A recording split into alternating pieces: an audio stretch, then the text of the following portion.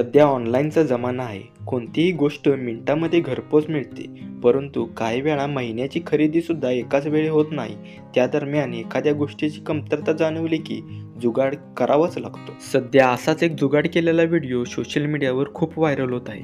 शाळेत जाताना मुलाला मोजे लागतात व मोजे मिळाले नाहीत म्हणून आईने असे जुगाड केले. हे पाहून तुम्हीही पोट धरून हसाल. या व्हिडिओमध्ये दिसत आहे की मुलाला शाळेत जाताना काळे बूट आणि काळे मोजे लागतात.